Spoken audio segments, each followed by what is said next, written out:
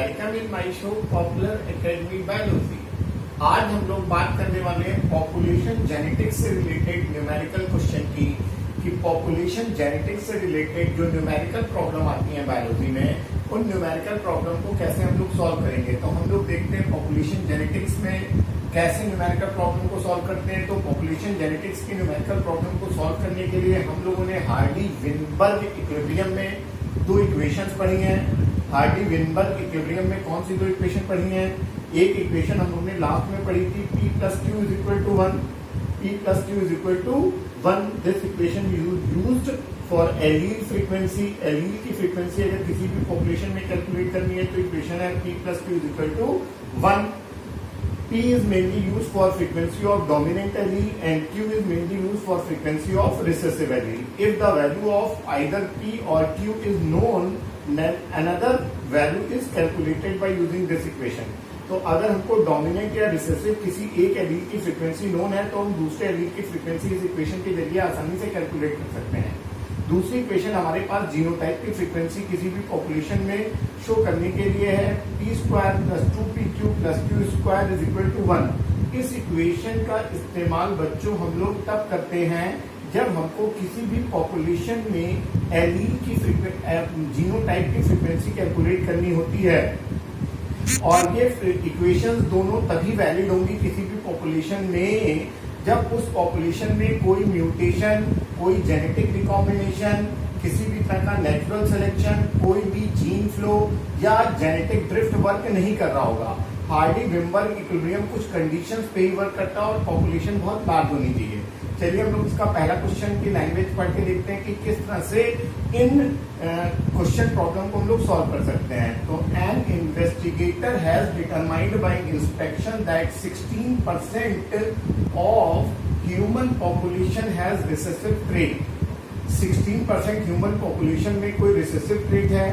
Using this information we can complete all the genotype and allele frequency for population provided the condition for Hardy-Weinberg equilibrium are met.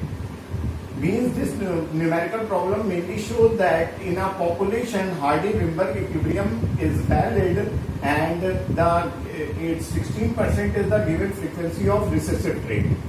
So we find out that recessive trait means recessive allele, that is the value of Q square is 16%. इस 16% को अगर हम लोग 100 लोगों में मानेंगे तो 16/100 कर देंगे तो हमको वैल्यू मिलेगी होमोजाइगस रिसेसिव इंडिविजुअल के लिए 0.16। तो इसको अपॉन 100 करके हम लोग क्यू स्क्वायर की वैल्यू कैलकुलेट कर सकते हैं 0.16। अब अगर एक क्यू के लिए हम लोग वैल्यू निकालेंगे तो अंडर रूट लगा देंगे 0.16 में और अंडर रूट 0.16 की वैल्यू होगी 0.4। तो रिसेसिव एलील की फ्रीक्वेंसी जो Q है, रिसेसिव एलील हमारा, उसकी फ्रीक्वेंसी कैलकुलेट हुई है 0.4। अब हम डोमिनेंट एलील की फ्रीक्वेंसी निकाल सकते हैं। फॉर्मूला है P plus Q is equal to 1, तो P is equal to 1 minus 0.4। तो यहाँ पर P की वैल्यू आएगी 0.6। Then P square is calculated as 0.6 into 0.6 is equal to 0.36। तो एलील जो पेयर के फॉर्म में थे P स्क्वायर को कैलकुलेट करके हम लोगों ने 0.36 वैल्यू निकाल ली और इसको जो होमोजाइगस डोमिनेंट एलील है उसका परसेंटेज में 36% हो जाएगा। देन हम लोग हेट्रोजाइगस को अगर कैलकुलेट करेंगे तो 2pq है हेट्रोजाइगस के लिए। तो हेट्रोजाइगस के लिए अगर 2pq है तो 2 और p और q की वैल्यू पुट कर देंगे 0.6 और 0.4। तो 6 4 दा 24 और 24 2 दा 48। तो 0.48 ये आंसर आ जाएगा हेट्रोजाइगस के लिए। हेट्रोजाइगस इंडिविजुअल जो भी होंगे पॉपुलेशन में इसको परसेंटेज में कैलकुलेट करेंगे तो 48% हेट्रोजाइगस के लिए वैल्यू कैलकुलेट हो जाएगी।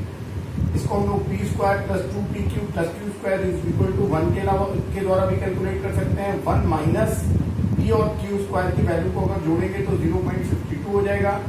ये और ये वैल्यू 0.36 एंड 0.16 को जोड़ के बेसिकली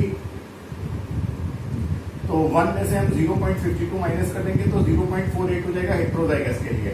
तो इस तरीके से हम लोग रिसेसिव एलील की फ्रीक्वेंसी देने पर डोमिनेंट एलील की हेट्रोजाइगस मेंबर की पॉपुलेशन में इजीली कैलकुलेट कर सकते हैं। तो इस तरह के न्यूमेरिकल प्रॉब्लम नीट या किसी भी तरह के बायो के कॉम्पिटेटिव एग्जाम में आते हैं। सबको इन फॉर्मूलेज को यूज करके बेसिकली वैल्यूज को निकालना होगा। अगर वो किसी इंडिविजुअल के बारे में बात कर रहा है, कोई भी प्लांट या एनिमल, तो इंडिविजुअल में एलील पेयर के फॉर्म में होगा। अगर डोमिनेंट दे रहा है या रिसेसिव दे रहा है तो पी स्क्वायर क्यू स्क्वायर के बारे में हम लोग को समझना है। अगर वो सिंगल एलील बोले वन एलील तो हम पी या क्यू की वैल्यू समझेंगे। अगर वो इंडिविजुअल की बात करेगा तो ऑलरेडी आपको समझना है कि वो पी स्क्वायर या क्यू स्क्वायर की वैल्यू दे रहा है। तो इस तरीके से बायो में हार्डी-विम्बर्ग इक्विलिब्रियम को यूज करके हम लोग डोमिनेंट एलील की फ्रीक्वेंसी दी है तो रिसेसिव की निकाल सकते हैं, रिसेसिव की दी है तो डोमिनेंट की निकाल सकते हैं, और हेटेरोजाइगस के भी जीनोटाइप की फ्रीक्वेंसी को आसानी से कैलकुलेट कर सकते हैं। जिन बच्चों ने अभी तक हमारे चैनल को सब्सक्राइब नहीं किया वो सब्सक्राइब कर लें ताकि उनको नए नए वीडियोज मिलते